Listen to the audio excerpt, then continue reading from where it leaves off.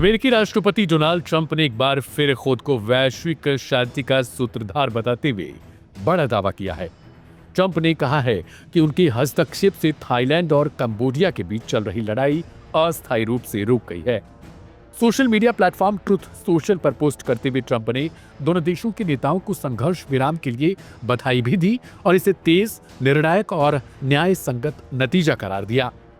Donald Trump ने अपनी post में लिखा कि उन्हें यह घोषणा करते हुए खुशी हो रही है कि थाईलैंड और कंबोडिया के बीच विवादास्पद लड़ाई फिलहाल बंद हो जाएगी और दोनों देश मूल समझौते के तहत शांति से रहने की ओर लौटेंगे। उन्होंने कहा कि यह फैसला दोनों नेताओं की समझदारी और बुद्धिमत्ता का नतीजा है। ट्रंप ने यह भी दावा किया कि अमेरिका ने एक बार फिर यह साबित कर दिया है कि वह दुनिया में शांति स्थापित करने में अपनी अग्रणी भूमिका निभा सकता है।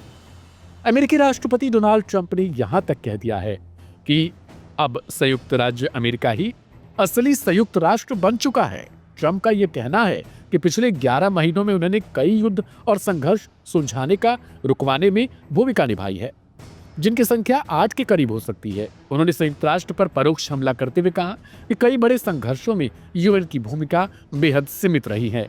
गौरतलब है कि थाईलैंड और कंबोडिया के बीच लंबे समय से सीमा विवाद चला आ रहा है और बीते कुछ हफ्तों में हालात तनावपूर्ण भी हो चुके थे।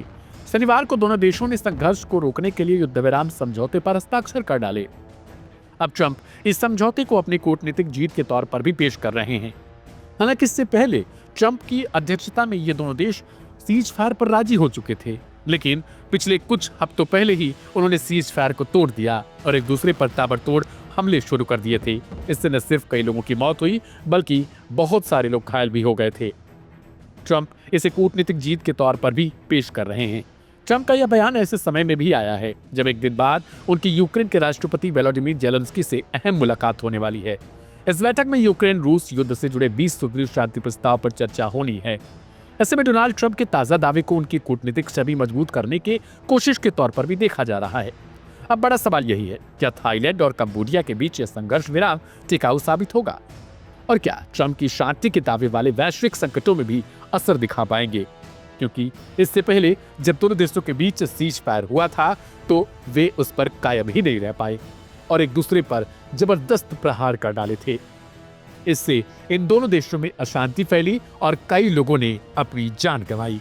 डोनाल्ड ट्रंप की तरफ से जिस बात के लिए दावे किए जा रहे हैं उनमें इसके अलावा उन्होंने भारत पाकिस्तान को लेकर भी कहा था, जिसमें वे लगातार कहते आए हैं कि उन्होंने भारत पाकिस्तान को ट्रेड की धमकी देकर युद्ध को रुकवा दिया था। हालांकि भारत उनके इन दावों को कई बार खारिज भी कर चुका है। ट्रंप के इन दावों को लेकर आपकी क्या राय है? कमेंट बॉक्स में जरूर लिखें।